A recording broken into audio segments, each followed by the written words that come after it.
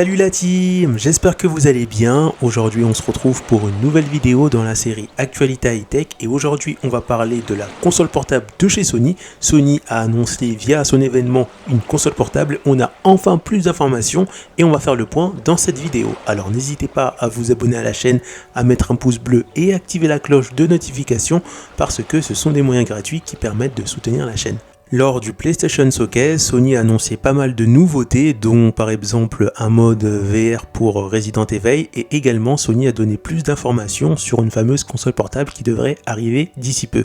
Pour l'instant, cette fameuse console portable est baptisée Projet Q. Et si on regarde un peu esthétiquement la console portable, c'est plutôt pas mal parce qu'on voit un peu les contrôleurs de la manette PS5. Donc là, vous allez me dire que c'est un avantage, mais vous allez voir que ça va vraiment très vite se gâter parce que c'est vraiment très décevant ce que Sony nous propose en comparaison de la Switch, en comparaison du Steam Deck, ou bien de la nouvelle console portable qui va sortir du côté de chez Asus, ou bien de la PSP, ou bien de la PlayStation Vita. Parce qu'en fait, cette console est uniquement dédiée au cloud gaming. Vous avez bien compris, ça va être que du cloud gaming. Pour résumer les choses de manière simple et concise, c'est une console portable qui vous permettra uniquement de streamer vos jeux PS5 sur l'écran de cette console portable. Aucunement, vous n'aurez la possibilité de jouer à vos jeux sans connexion Wi-Fi, vu que c'est une console cloud gaming. Et pour terminer, vous ne pourrez pas jouer avec cette console en vacances parce qu'il faudra une connexion Wi-Fi et il va falloir que votre console PS5 soit à proximité de la console portable. À part si bien sûr vous ramenez votre PS5 en vacances. Et là c'est vraiment assez dommage parce que le marché de la console portable commence à prendre de l'ampleur avec la Switch, le Steam Deck ou bien la nouvelle console portable de chez Asus qui va sortir.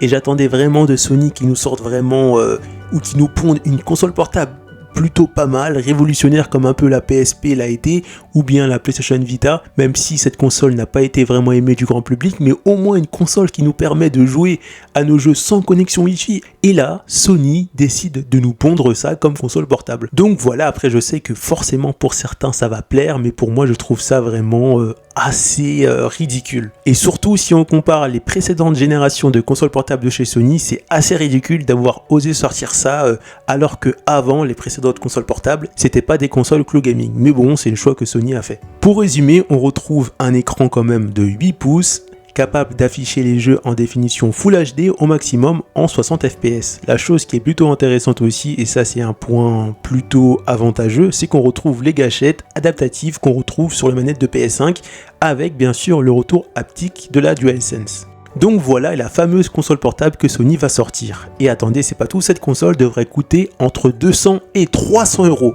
Déjà vous comptez le prix d'une PS5 qui est quand même vachement cher, plus 200 à 300 euros juste pour faire du cloud gaming. Après bien sûr, même si je pense que cette console portable ne va pas forcément bien se vendre, ça va toujours trouver son public parce que les gens qui sont aisés, qui ont beaucoup d'argent vont vouloir peut-être l'acheter, ou bien peut-être que d'autres personnes seront intéressées. Si par exemple votre femme regarde Netflix et que vous avez vraiment beaucoup envie de jouer à la PS5, vous pouvez très bien opter pour la console portable cloud gaming de chez Sony, pendant que votre femme elle regarde Netflix sur la télé, et ça peut être pas mal. Mais néanmoins c'est un point tellement désavantageux comparé aux autres générations de consoles portables que Sony avait produites, que malheureusement ça va être, je pense, un échec commercial de la part de chez Sony.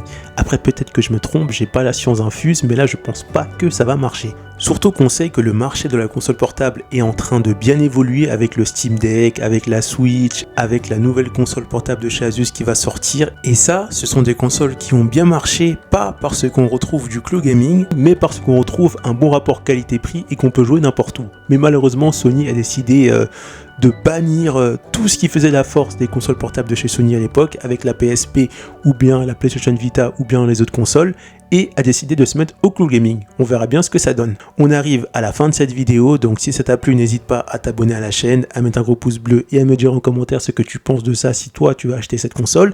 Et bien sûr, on se retrouve pour une prochaine vidéo. A plus la team! Pour retrouver d'autres vidéos sur l'actualité high-tech, cliquez sur les barres du numérique, après vous êtes abonné bien sûr, rendez-vous dans l'onglet playlist et là cliquez sur la playlist actualité high-tech. Donc pour l'instant on retrouve 11 vidéos, mais bien sûr je remettrai cette playlist à jour dans la mesure du possible. A plus la team!